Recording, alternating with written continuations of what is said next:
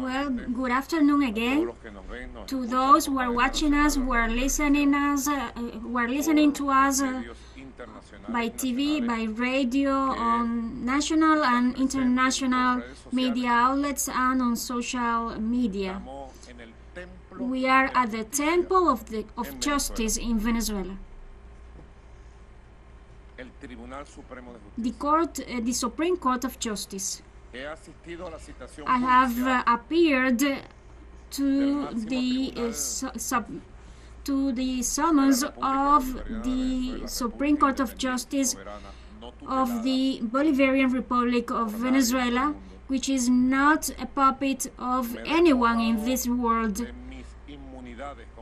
I have been deprived of all immunities as a head of a state. I am only the citizen Nicolas Maduro Moro,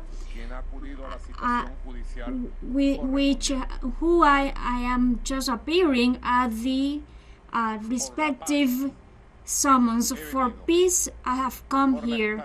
For stability and the right to tranquility that Venezuela has. For exercising the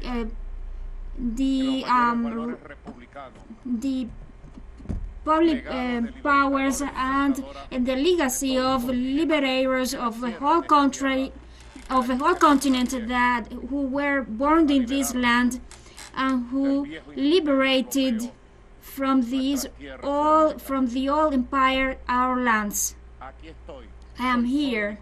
I am just Nicolas Maduro Moro, citizen, a regular citizen. I have answered the questionnaire, which legally the Supreme Court made me. I haven't eluded any question from the magistrates.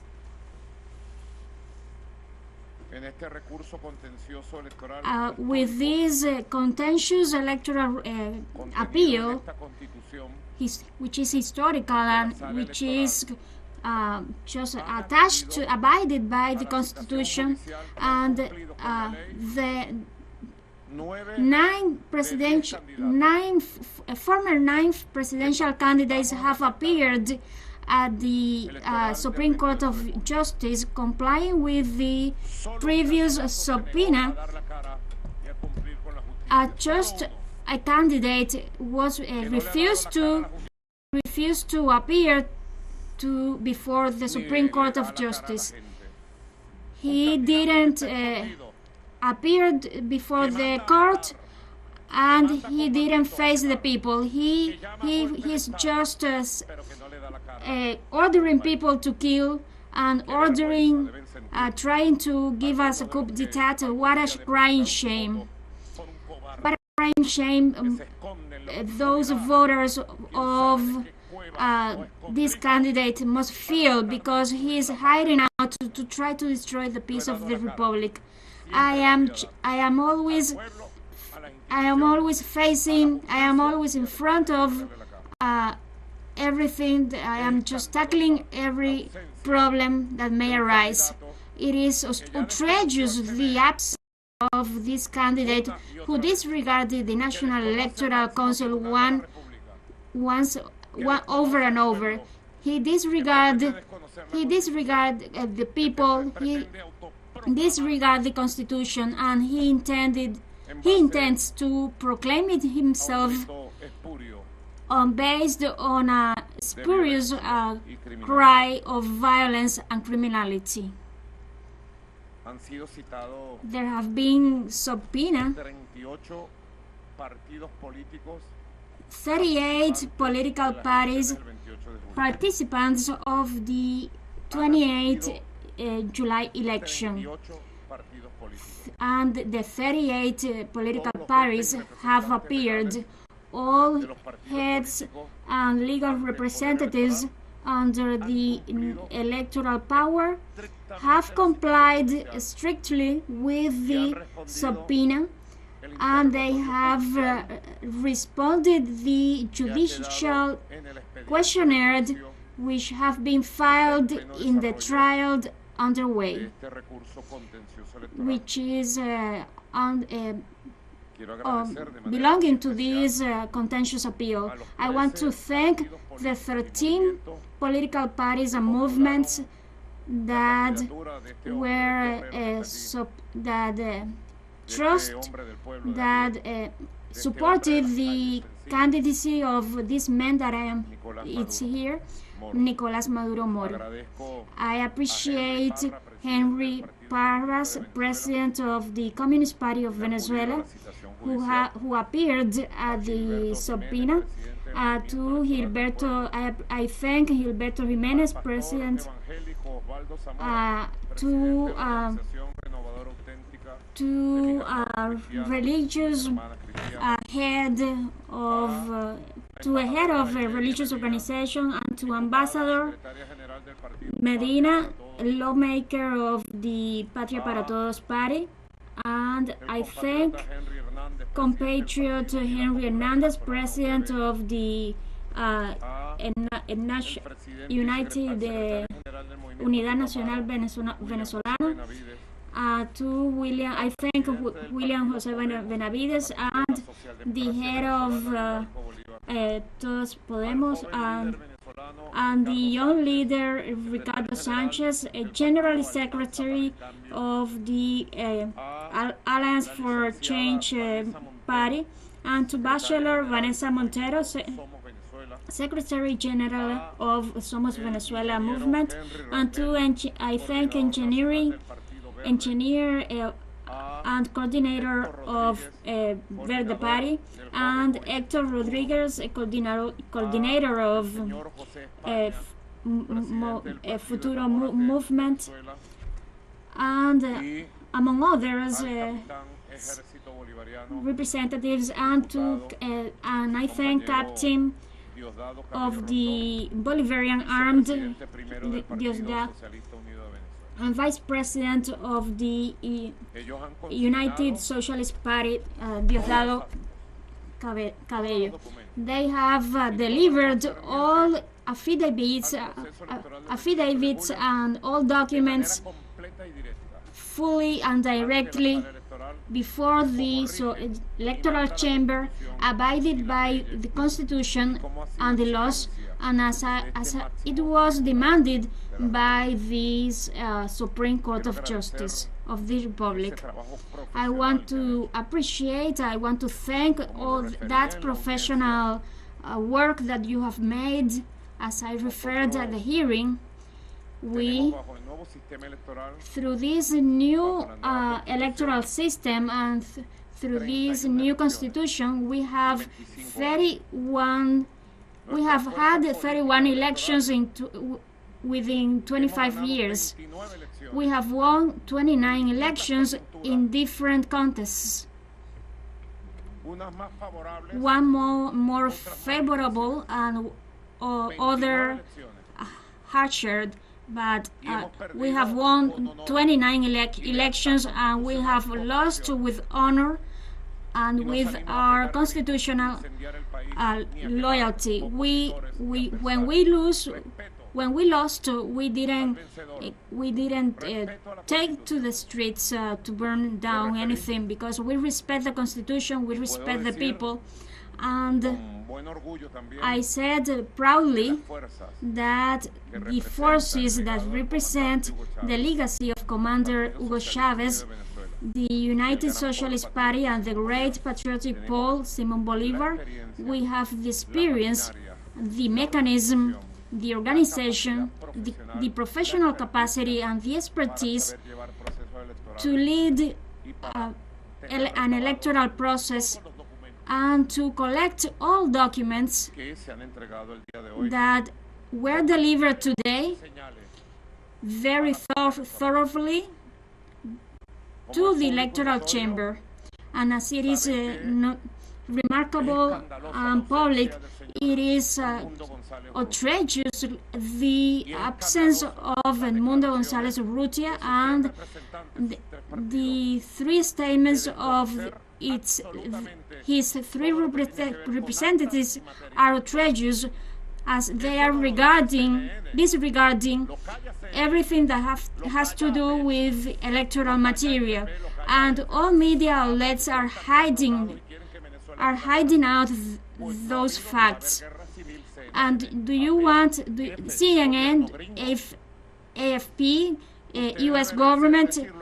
There won't be any civil war, and it is outrageous that this candidate abandoned his voters, that he doesn't comply with the law and doesn't appear before the Supreme Court of Justice. It is outrageous how they chant fraud and don't bring to the court the evidence of that fraud.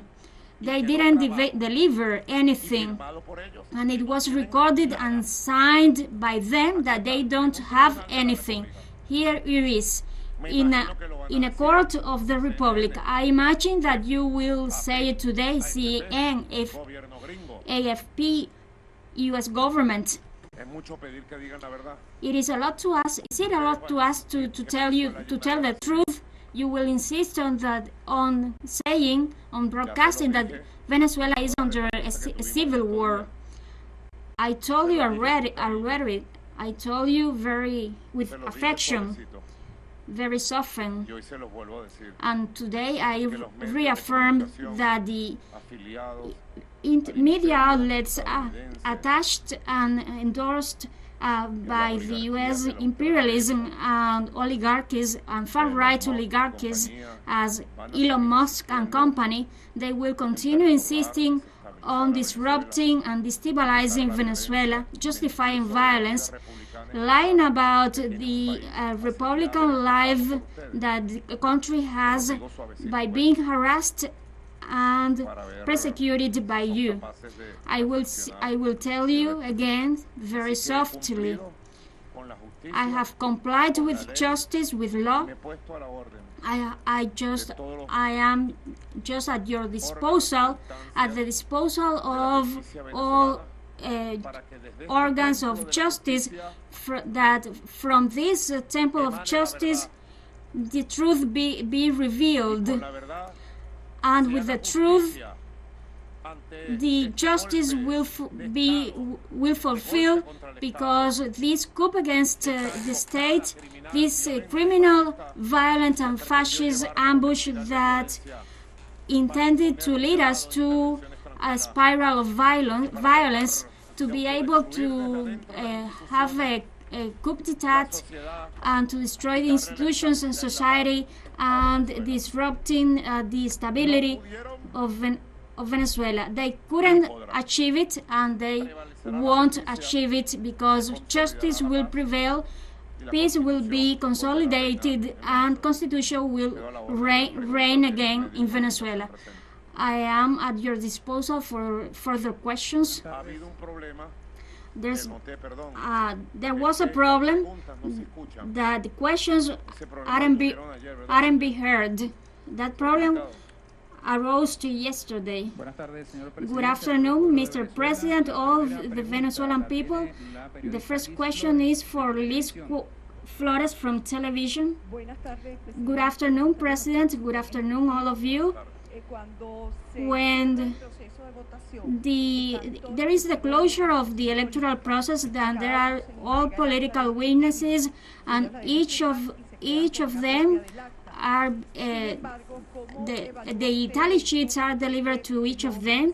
And how do you assess that the representatives of those supporting Edmundo González, they have the tally sheets, but they didn't deliver to the Supreme Court of Justice, and on the other side, they are under the empire of law, and if any person disagrees with the results of elections, they have the right to oppose, to appeal the results. And what do you think about the publication of some tally sheets on a website, And finally, the president of the Electoral Chamber and president of the Supreme Court of Justice, Caricilia Rodriguez, when she summoned all candidates here, she demanded that be abided by the decision of the Electoral Chamber. In your particular case, what reflections can you make about this that I have said? Thank you very much. First of all, they had the opportunity. It was public. It was loud and clear that the Electoral Chamber was serving as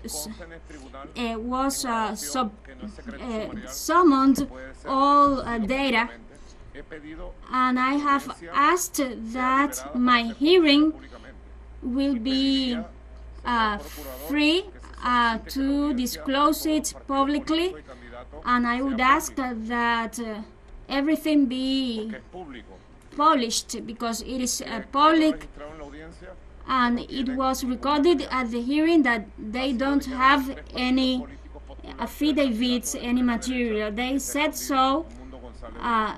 The candidates of the far right said it. It is outrageous. Their absence, as it was outrageous, his absence on the agreement for recognizing the results given by the National Electoral Council, because they didn't recognize the National Electoral Council, just the U.S. government. So it is outrageous, the assurances of those representatives of the far right, because they don't have anything. And if you can join this with the audit, the tech audit of the website that they published, in which the 83% of documents are just fake, were being forged. Venezuela must know that that website was auditable and that the 83% turned out to be fake for different reasons that it has been disclosing on social media and on outlets, and in which in this website the fascist candidate Urrutia take responsibility on all being published on that website. He won't say as people have said on the jury, when someone said that he didn't know what he was signing. What's gonna say Mundo Gonzalez? That he didn't read, that he was not knowing what was publishing. He has just published forged documents. So law must prevail. The vast majority of Venezuelans want peace. We want that this doesn't become in an escalated conflict that destroys economy. We want to continue working, to continue advancing, to learn about the social problems of people, about job, education, health, taking care about our most concerning issues as society. This is not about a movement. It is about the people who has the right to peace, independence, tranquility, to the Republican life. The vast majority of Venezuelans, we want that institutions be respected, and the only institution with national competence and sovereignty to dictate this attempt of coup d'etat and this attempt of destabilization are the National Electoral Council, who issued results as constitution ordered. It's not the fake. It is not a website. And can a country accept that a foreign government tell them what to do? Do we interfere in other countries' affairs? Can a country accept that to become a puppet country ordered by the foreign countries, a neo-colonial country? No one in this world in this 21st century wishes or accepts to be ordered by any other country. Who decides in Venezuela? The government of the United States or the Venezuelan institutions? Who determines the truth and justice in Venezuela? The U.S. Supreme Court or a foreign government? I like a lot the method of the public interrogation. For each one draws his or her own conclusions. And I said that I used to say, do you want to return to uprisings called guarimbas in Venezuela? And I told them they wanted. CNN didn't get any picture of any of my 300 acts during the campaign. They didn't get any images of those we will have as a historical force, because they didn't do that because they wanted to position an image, and they wanted to commit that plan of those criminal tiny commands. They make us invisible, and they only visualized the tiny mobilizations of the fascist sector. The truth is that Venezuela has institutions, and no government of the world will come supported by these fascists to intend to make vulnerable the Republican life of Venezuela. What the Supreme Court of Justice say it will be law, and it will be the same sentence, and be sure that the majority of Venezuelans will abide and will respond to the law. And I will tell you more, everything will be better, and it will be a new victory of democracy, constitution, and peace in front of those fascists who want to emerge to damage the country. Good afternoon, President. Greetings to your ministerial cabinet. The first question is, Brazil, Mexico, and Colombia issued a communique about the Venezuelan situation, and I would like to know your answer as the Venezuelan government about what these countries have said, and how are diplomatic relations with the U.S., because and the last one is that on the electoral campaign you said that you would summon to a process of dialogue. I would like to know about all of this. Well, first of all, I don't practice the microphone diplomacy. So our foreign ministers are he's being communicated with Mexico, Colombia, and with Brazil, and we respect the sovereignty of each country. We don't meddle in any internal affairs of these countries, and I don't practice the microphone diplomacy. I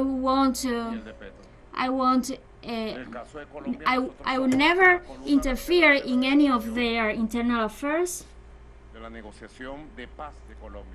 And for example, we are mediators of the peace dialogue in Colombia. You have never seen us to say anything about their situation. We practice the respect of the sovereignty, of the national sovereignty of countries, and we have never practiced the called microphone diplomacy.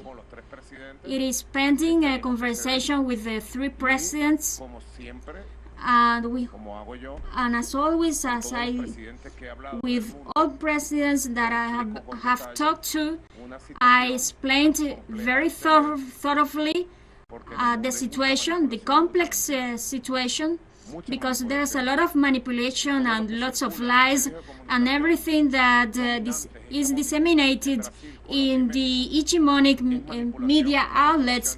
It's just manipulation, manipulation, and manipulation. But we are experts to defeat that. It is not the first time that we defeat lies, whatever power it has, because we have the power to defeat lies. I don't practice the microphone diplomacy. I respect deeply these three presidents and governments, and with it, we know to communicate in its due time. Well, the relation with the United States is not easy because it is a power vacuum in the United States. It is clear that the President Biden gave a historical step for health, personal life reasons. It was a brave step to make of President Biden. I respect President Biden. I don't know Vice President Kamala. They are there under a process debating if it is Trump or Kamala.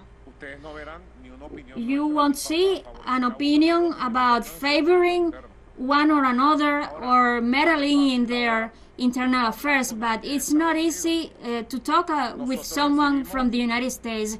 We received phone calls from different U.S. organs. I received one yesterday.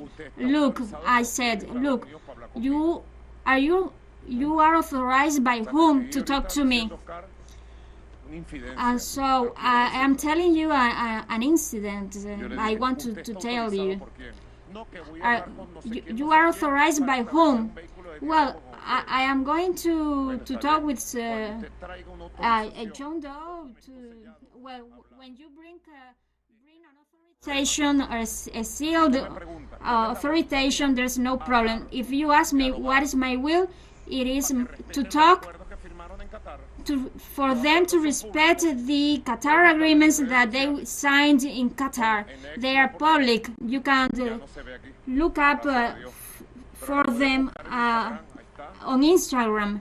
It is there, the agreement, the Qatar agreement, with the signature of Brian Nicholas and Jorge Rodriguez. The first item of every conversation with the U.S. power, it is the compliance of the Qatar agreement. So we have to see that from the United States who we can speak with, because as you know, they are under a transition. We don't know which path they'll take. Let's see when everything becomes, and always will be always ready to talk. Not as slaves, not as a colony, not as subordinates of the U.S. imperialism, but as a free and brave country. As long as Nicolas Maduro Moros or a Chavista leader be president of Venezuela, there's gonna be stability in the external policy of Venezuela, and we'll be holding talks. We will be holding even talks. If they want to talk, we will talk. If they want to understanding, we will have an understanding. I'll say it a lot of times. The United States harms itself trying to harm Venezuela. They are harming themselves. Would someone realize that from that country who are just imposing us 930 sanctions, damaging the oil industry of Venezuela? They are damaging themselves. But the damage, we will go forward with that damage. But I would say the one who is in charge in the United States, the one who makes decisions in the US or in the future, our fate has to be to understand us, to understand each other. You cannot undermine the Bolivarian revolution. You cannot undermine Chavism, and you cannot provide the lead. You cannot deliver the baton to the fascism of Venezuela. They put Noboa in Ecuador, they put Milei in Argentina, and how are those countries? They are destroyed, as in the case of Argentina, they are self-destroying. They have to respect. The U.S. has to respect Latin America, and the U.S. has to respect Venezuela. That over 25 years we are just teaching them several lessons, and we have the maturity and the capacity to talk to them, to the U.S. and to the whole world. And I said, Oscar, that in these days on Sunday, I wake up with a thought, Jesus in the desert, and I told Celia, I woke up with an idea with Jesus in desert, and I talked with some evangelists and some Catholic priests, and read Matthew from 1 to 11. To see what was Jesus in the desert, in front of the demon, and the demon tried to deceive him 3 times, and 3 times he answered him. But Jesus, knowing that the demon was in the desert, he came, and I have the spirit of Jesus to talk with the demon and to defend the truth of Venezuela, the sacred truth of Venezuela. About the dialogue, Oscar, all of you are making 3 questions. There are 9 questions already. I'm trying to be brief. The dialogue, the multidimensional dialogue is summoned. There are 5 dimensions of the dialogue. Economic dialogue with all productive factors in the country. It is already summoned, and we soon will have several encounters. The social dialogue, the great missions, and to heal the injuries of the economic war and the sanctions. The dialogue of cultural character, about all this issue of identity, of our psychology, of our values. It is already have a date. And the moral and religious dialogue with all religious sectors, Muslims, Catholics, Jewish. It is important to evoke God. I am a man of God. I am a man of faith, of action.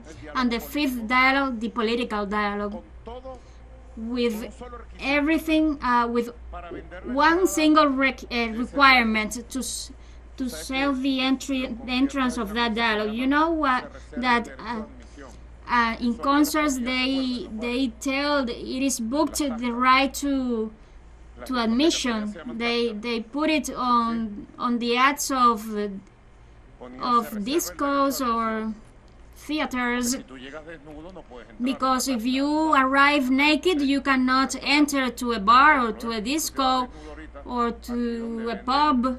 If you go naked to a market, to the house of spaghettis at the Pastora, I used to go when I was a driver, and they just cooked big beefs and four fried eggs, and if you eat that, you get fully satisfied. And the only requirement to go to a political dialogue, inclusive, plural, broaden, it's to respect and to be abided by the Constitution and by laws. And it's already summoned, and there's gonna be a lot of surprises, good surprises, but we are going to go to the peace, to peaceful encounters, to encounters for peace, and I believe in them. Those, I always said, the ones who hate and who try to kill Chavistas, I tell them from the bottom of my heart, I don't know what is hate like. I am a combatant of love. If I have to fight, I fight, but not with hate or revenge. Never Chavismo has ordered to kill opponents as social media broadcasted. You saw it. But if you, they said, if you live next by a Chavista, burn his house. If you know a military, go out, kill him. If you know a police officer, kill him. Is that democracy? Is that fair? Is that the way a country can be built? Burning high school, burning universities, burning schools, as they did with the universities. They attacked those universities we have repaired. And so those who hate, with the experience we have, they were inoculated that hate when the candidacy of Capriles. They already inoculated that hate with the 4 years of Guaido, and a part of the population let that hate enter. And I said, those who live in Venezuela, I recommend you two things. Stop hating. That hurts the mind, family, society. We cannot build a society under the base of hate. That's the apartheid in South Africa, that Elon Musk has that on his mind, and he wants the Venezuela to be divided and to be on clashes. Don't allow that. You that are social communicators, say no to hate, heal from hate. So first of all, let hate aside and learn to love and respect. The day that you learn to respect these Chavista people, that day would be very different for you, and you will overcome life. And those who don't want Maduro, I respect it. I am president of you. During the upcoming years, you will see it. You will see it in thousands of times. I am president for you and of you also. But if you don't want me, love Venezuela. Don't let Venezuela be destroyed. Love Venezuela. Be far away from fascism. That's the advice. That's the piece of advice I provide. And the encounter that I will summon to the whole Venezuelan society, I hope that there will be drawing great conclusions for the big changes that Venezuela needs to position in an upper place. So the next question is from Erika. Good afternoon. How are you doing, President? Well, I would like to talk about the international arena panorama and regarding this summon that Panama makes with an encounter with those with that agreement that they signed. They assured that it can be an emergence of the Lima Group What's your opinion about it? And I would like an analysis of the global panorama while President Putin invited you to the BRICS encounter, and I would like you to tackle all what's been happening internationally. The president of Panama, I don't know him the name, he has just arrived in office. He sent me a message that count on me, that he was cool, that let's resume relations, but a tiny detail. The TikToks, the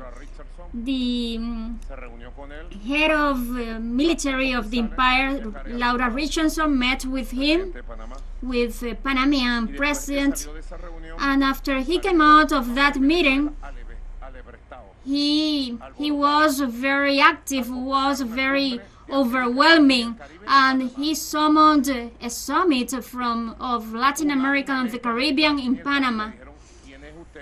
And those who were summoned said, you don't have the authority, the faculties to summon such summit. And he was just influenced by by the U.S. President of Panama. I will try to learn your name, but those who dare to meddle in Venezuela's affair is gonna be dried. You were elected by a few people. So I said, try not to rule Venezuela, because those who messed up with us, they will have their aftermaths. And so I would say to make the wrongs right. And in the international arena, Venezuela is part of a multipolar world. Our economy, our telecommunications, our diplomacy. There's a whole new world that is emerging, and the whole world is resilient to accept this new order, and they are very wrong about it. They had already the Lima Group, they had Guaidó for 4 years, and they want to impose a Guaidó version 2, and Venezuela, the whole Venezuela rejects Guaidó version 2. And you will see within these months, within these upcoming months and years, that truth will prevail in Venezuela, justice will prevail, tranquility will prevail, and there won't be a Guaidó version 2. I'll guarantee you that. So, a journalist, Gabriela González from Colombia, has the floor, takes the floor. I have 3 questions too. The first one has to do with the US and an information that came out in Economy Daily, in which they stress that Biden's officials will be willing to initiate a political transition in Venezuela. I would like to know your opinion about it. And the second one has to do with a phone call that was expecting from the day before yesterday. You, President Petro, Lula, and López Obrador, and that call wasn't held, and I would like to know why, and if it's another day to resume that call.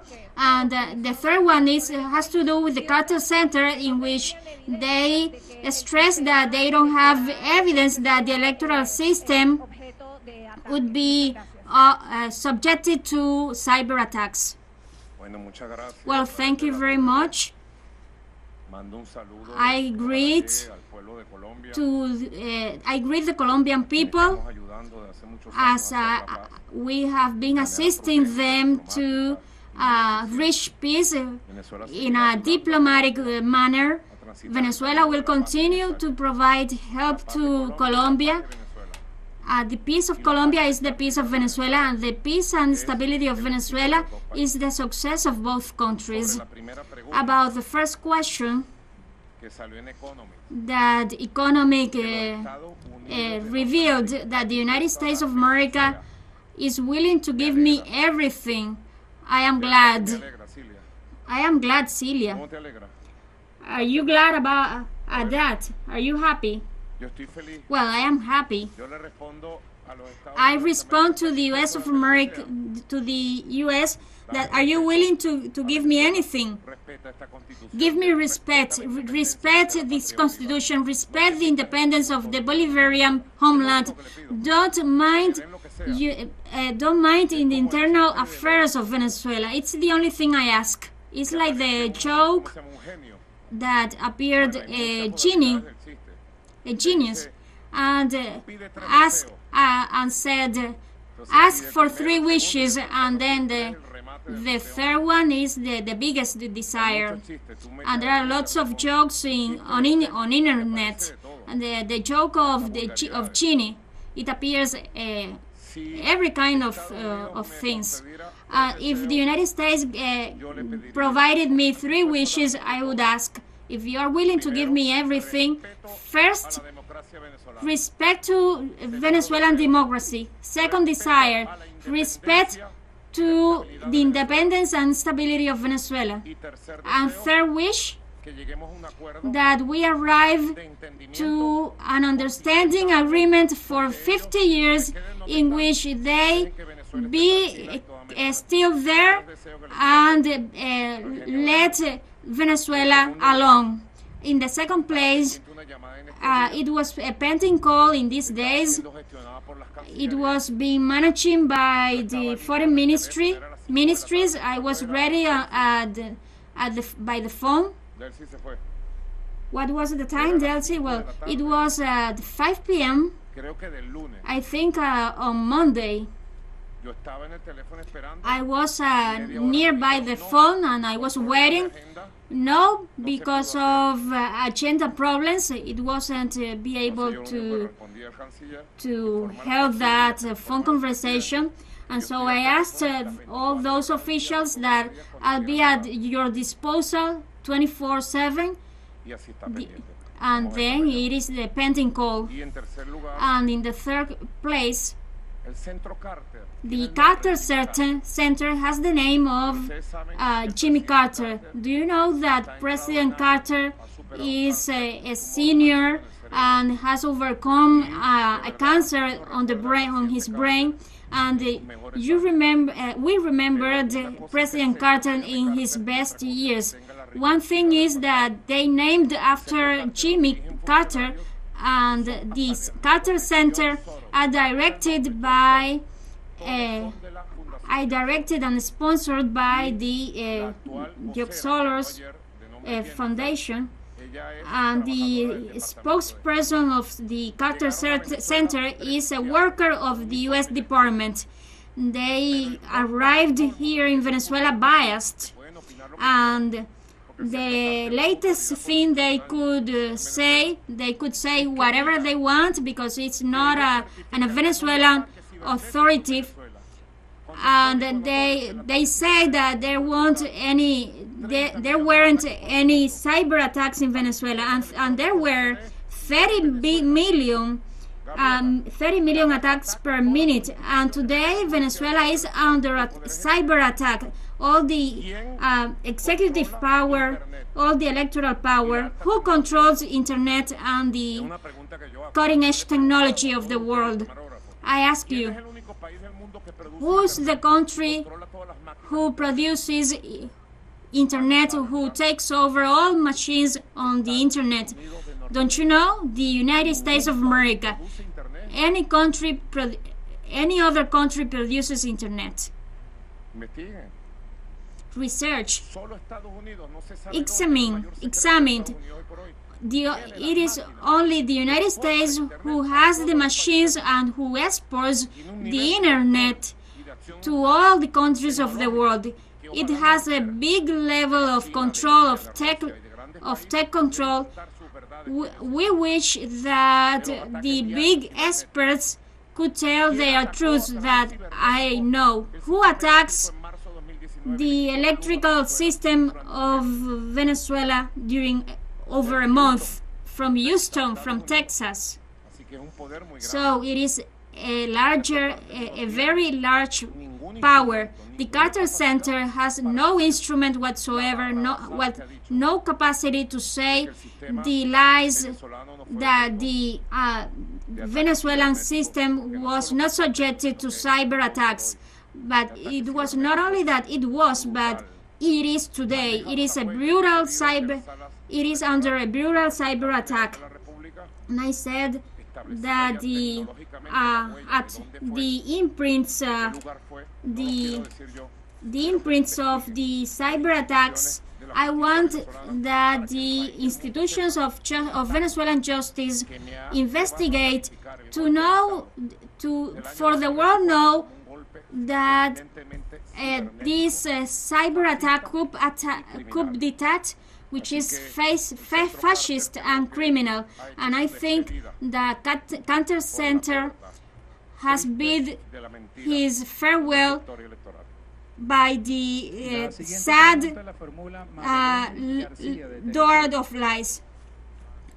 I'm from TeleSUR. Hi, President Edmundo González Urrutia disregarded the electoral chamber, and his parties came, but they disregarded the electoral chamber, insisting that the National Electoral Council is the only one in charge of resolving these problems. So far, what's gonna happen if they disregard what the turnout, the results of this hearing, of this of the decision of the electoral chamber? Only one question. Gabriela, I forgot to say that there are websites in the world, in the United States, that they vindicated the Venezuelan cyber attack. They attributed that attack to the U.S. It is just an addition. About the question that TeleSUR makes, it is very loud and clear. The public, the documents signed by 8 of the 10 presidential candidates in June this year. The National Electoral Council summoned the 10 candidates officially, and Mr. Edmundo González Urrutia confirmed his attendance, and at the latest hour, someone called the terrorist and wanted for justice, Maria Machado, called him and forbid him to go, because you know that this sir is a puppet. He doesn't make his own decisions. His family knows it. His wife, his son, his daughter, they know it, that this sir is a puppet, tied by the wanted for justice by the terrorist Machado, who has damaging the countries over these years. Here are the signatures when by the time he disregarded the electoral power. These are the signatures of all candidates, and the media outlets hid that. What would happen if Nicolas Maduro disregard this agreement? It would be a big news. Foreign ministries of several countries would come out, several communiques. There would be statements of Milei, of President of Panama or U.S. government.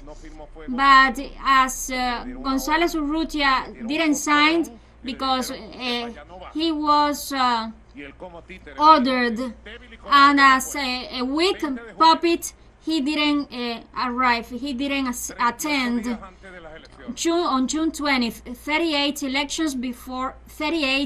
days before elections. On July 28th, the main spokesperson of the campaign command of the far right stated that they won't accept the National Electoral Council, that they only accept the results of their called teleSUR.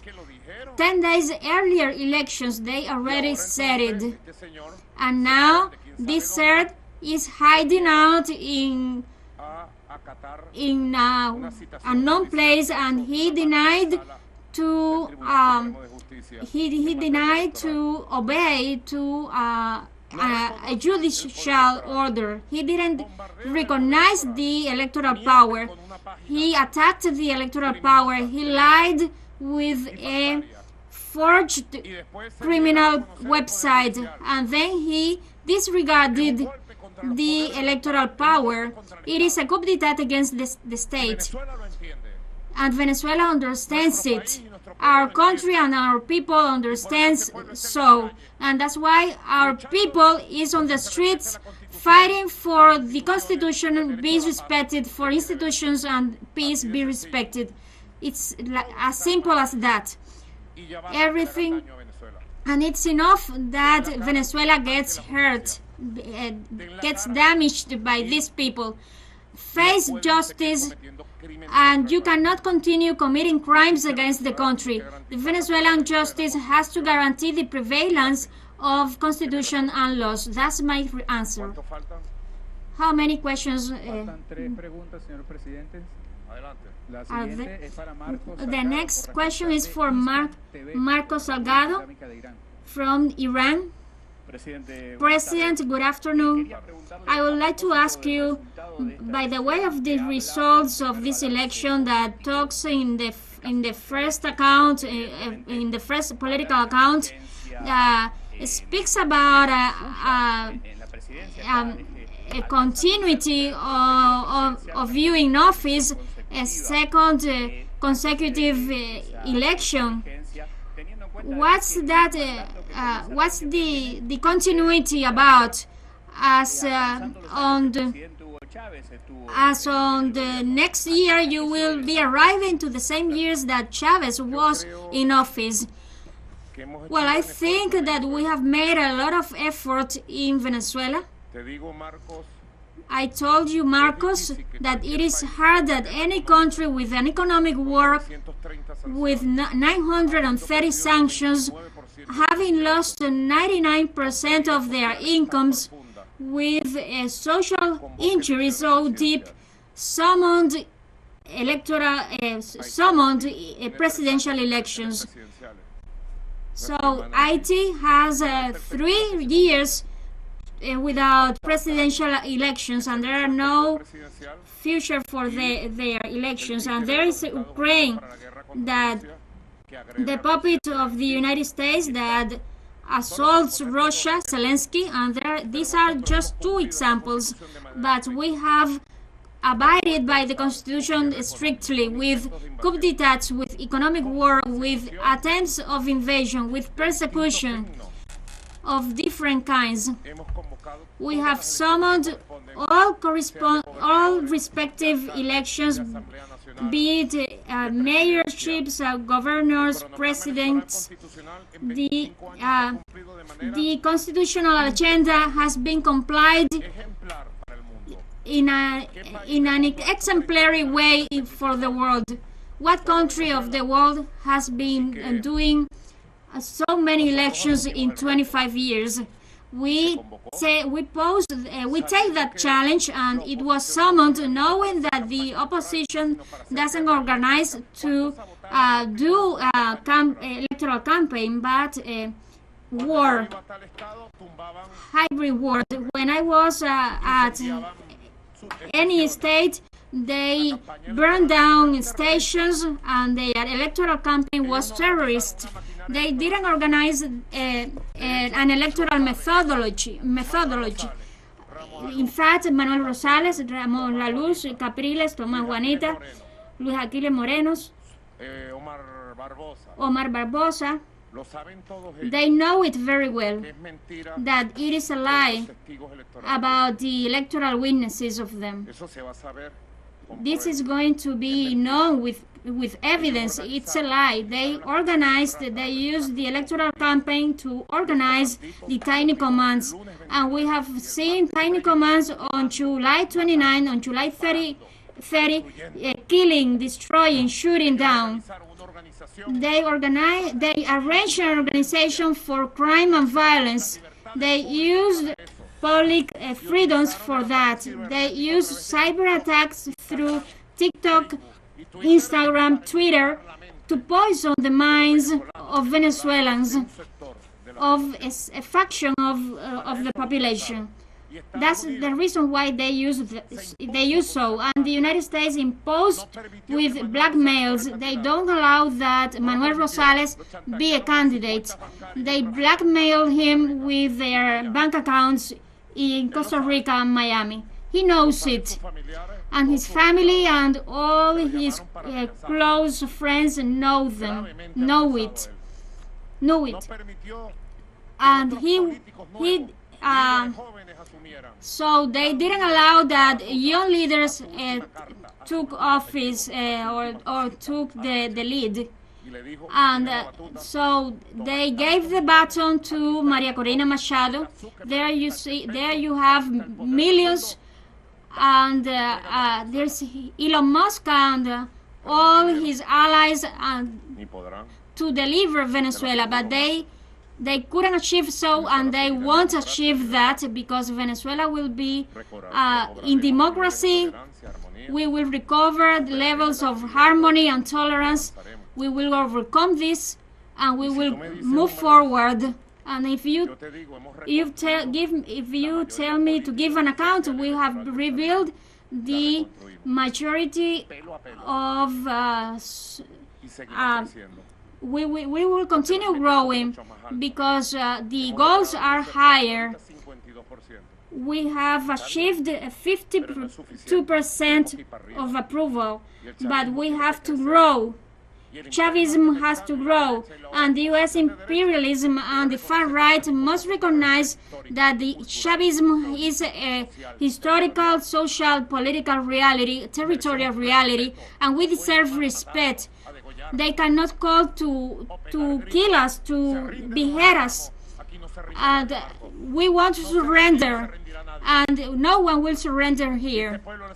And these people will continue teaching them lessons, amazing lessons, to those who intend us wipe us from the earth. And they said it with the Bolivarian revolution of the 19th century. But today we are Chavistas, and we are the vast majority, with the absolute majority, and we will continue ruling this country in peace and democracy. The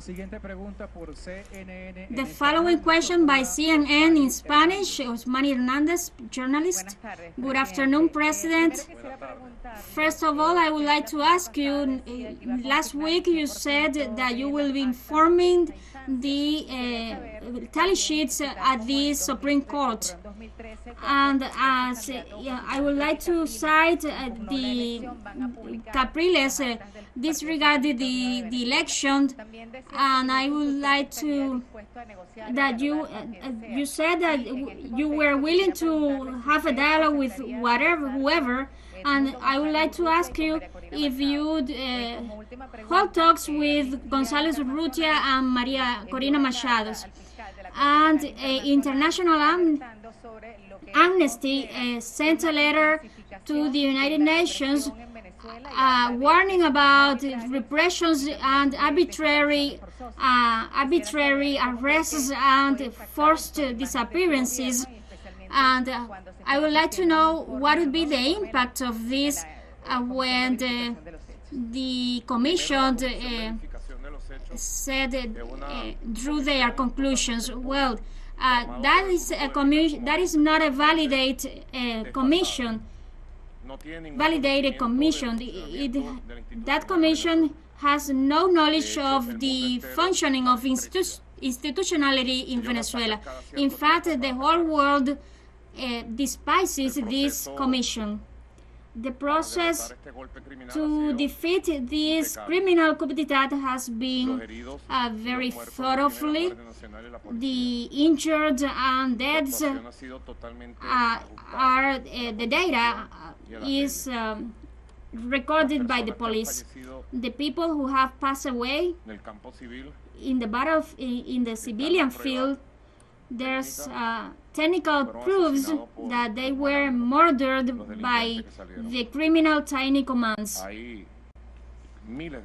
There are thousands of videos who can be saved because they began to delete it on TikTok. Thousands of videos with recognizable faces of those criminals, of those groups who went out to the streets to burn down health centers, educative centers, that tore down statues and monuments of Simón Bolívar, Chavez, and the big chief and they burned down Chavistas' houses, and there we have enough material evidence, technological and physical evidence of those millions of Chavistas leaders were threatened to life,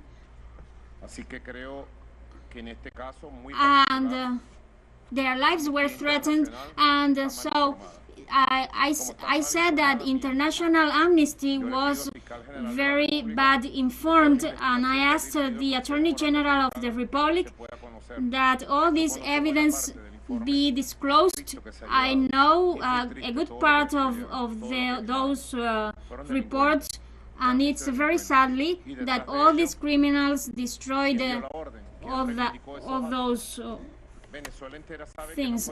And who gave the order? Venezuela. The whole Venezuela knows that these weren't peaceful protests. One thing were that they did in Palo Grande, that to protest peacefully, and another thing is to kill Chavista people and to burn down a school and to give their faces, Maduro, we are going to kill you, but they are killing schools and children. And I saw it with my own eyes. It is a very different way from a peaceful rally, which is always welcome, but this was completely different. 80% are trained, and I haven't been well, the 80% of those captured, of those arrested, were trained for these kinds of activities in Texas, Colombia, Peru, and Chile. In Chile, it's public, loud and clear, over two years, that the way they trained in attacks and shoots of Venezuelans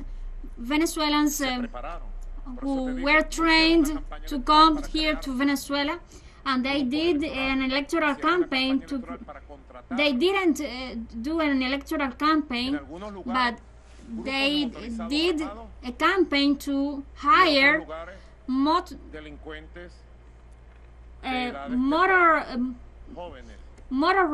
riders and criminal youth to commit these crimes.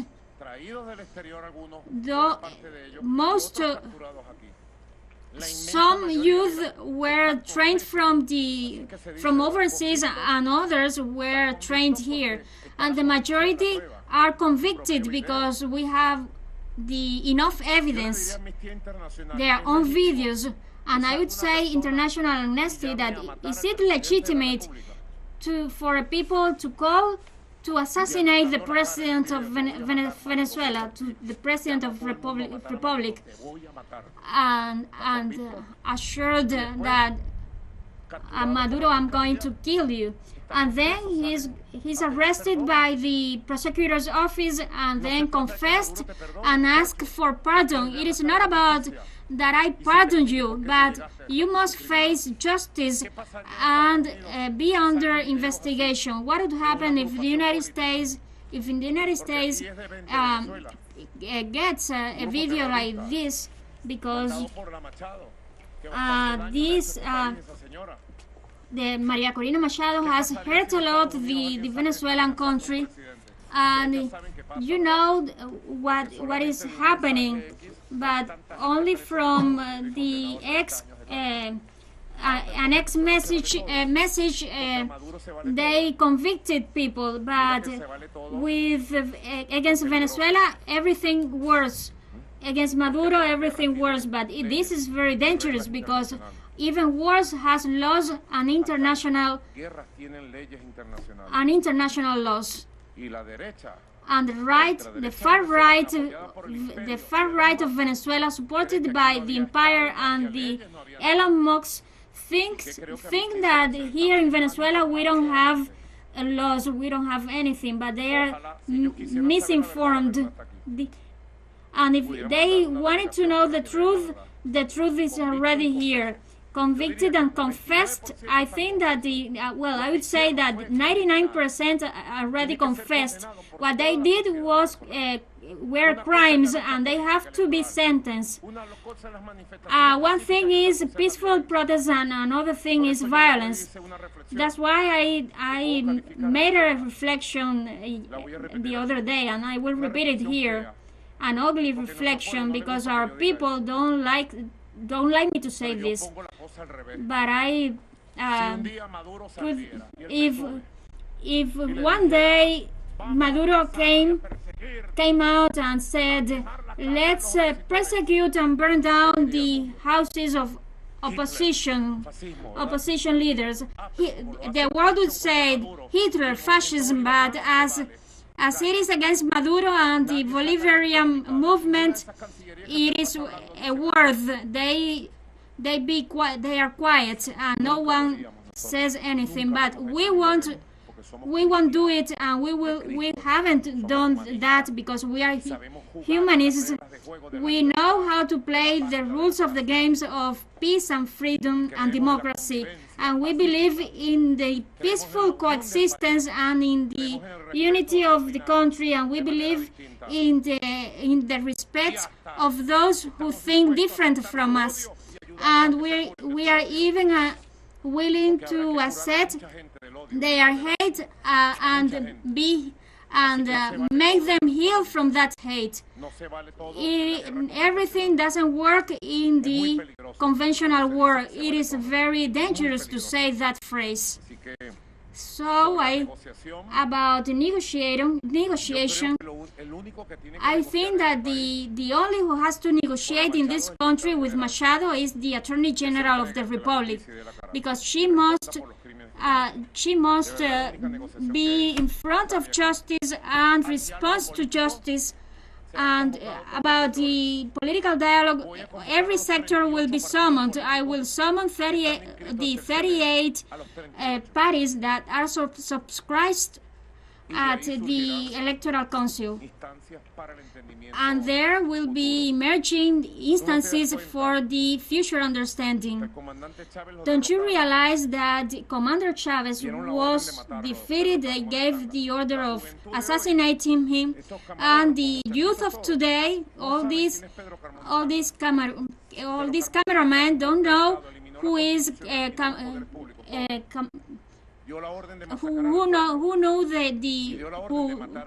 who gave the coup d'état at the time of Chavez, who gave the order of assassinating Chavez. But here are some boys who saved Chavez's life and said that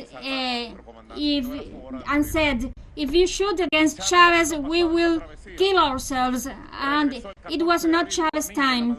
And he returned on April 14, and he called to dialogue. And on July 15, he was already holding talks. And I will give you those who want to be involved those who want to be mayors, governors, well, the Republic open you the doors for go to elections next year and rebuild the peaceful coexistence among all. We will be attached by the decision of the Electoral Chamber of the Supreme Court of Justice. To close this cycle of questions, good afternoon, President. A lot has been talking about these hearings, and by the way of the reading of opposition leaders and even the international opposition leaders, what's the call of citizenship who remains on alert on this contentious appeal and on the actions? What actions have to take the common citizen who is searching for the validation of the results of elections? And if you know about the agenda that must be developed to know the tally sheets of the National Electoral Council and of those leaders be disclosed and be known by the Venezuelans, and about those conversations held with the opponents and with different sectors of society, what has been missing for them to respect the results of elections? Well, precisely your last question. What deserves is a lot of respect for what was signed. We opened the doors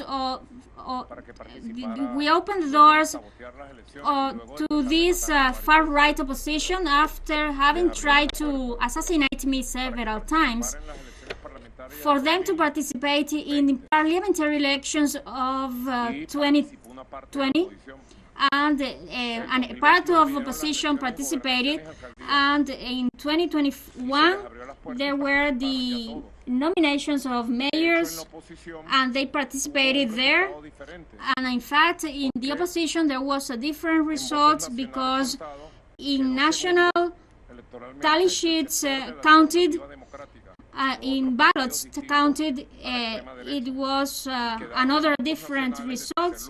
They came in third place, the ones who were represented by the far-right candidate González Urrutia.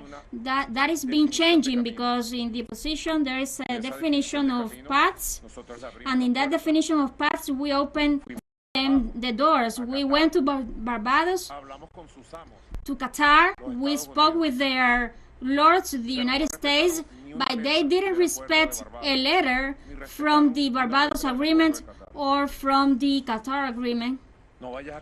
Don't believe that we are innocent or dumb in the sense of not realizing that speaking to them is difficult, because that's why I said that I have the spirit of Jesus in the desert, going to speak with the devil without being tempted or deceived, but compelling the devil to be abided by the laws, by the Constitution.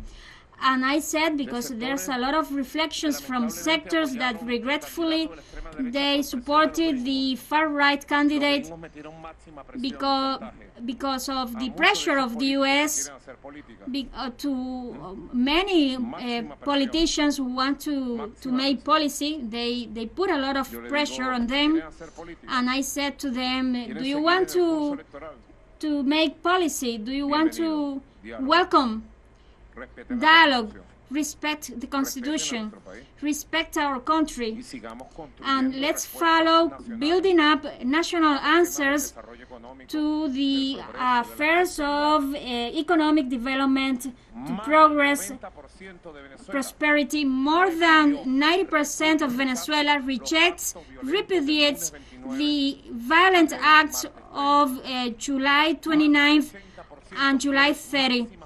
More than 90% of Venezuelans want wants the major justice for those who committed the crimes, for those who burned down alive people or burned down buildings.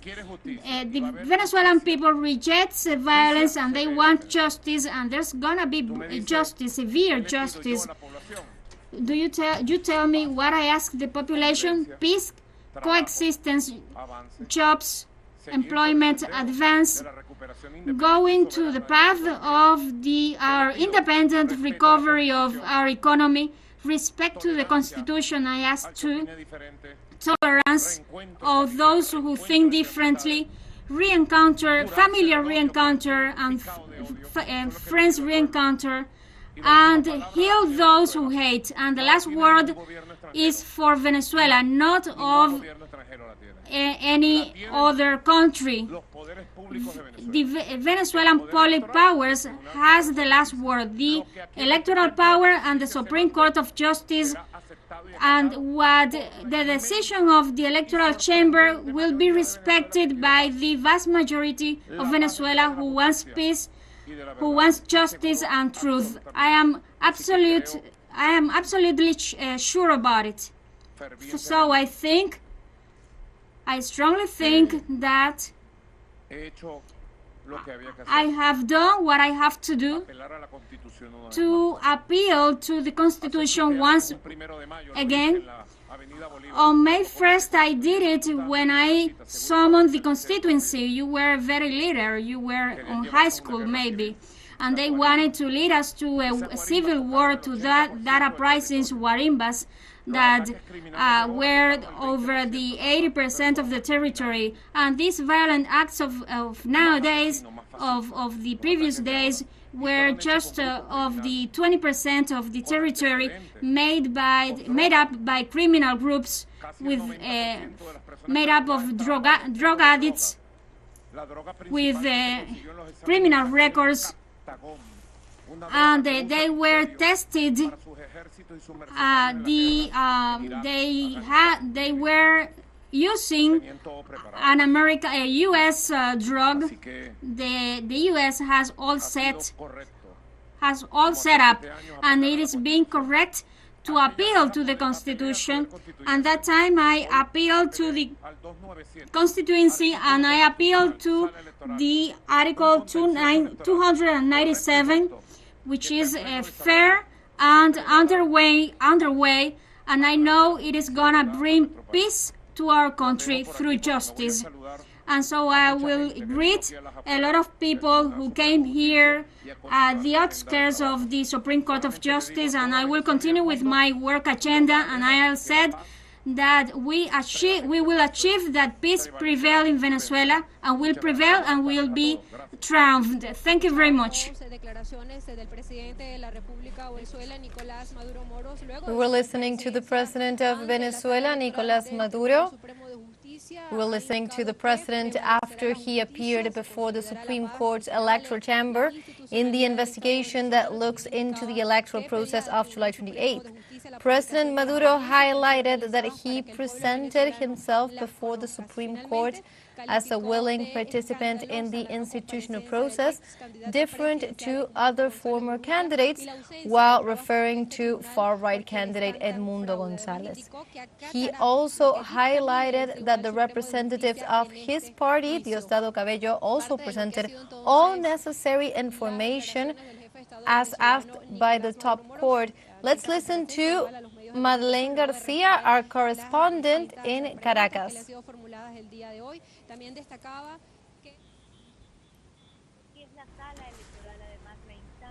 The electoral chamber is the one that is actually defining the controversy. And also they were asking who Edmundo Urrutia was, not the one that called fraud, the one that says that he has all the evidence, but he doesn't come to the instances here. We are in the presence of a coup to the institution of the country, and to ignore the institutionality.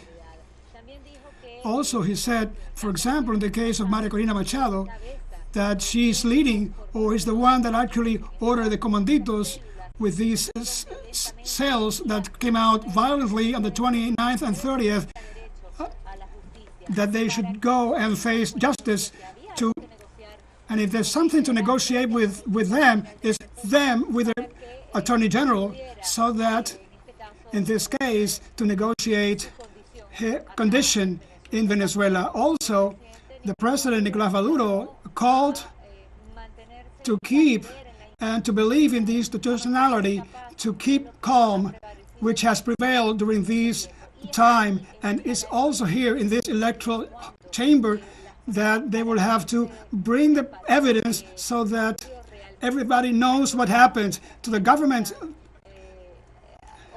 that are actually giving their opinion, he would say that he will talk with them, and he doesn't do any diplomacy on a microphone, and he has to talk personally with the governments of Mexico, Colombia, and Brazil after the evidence has been proved and everything that he has denounced is proven.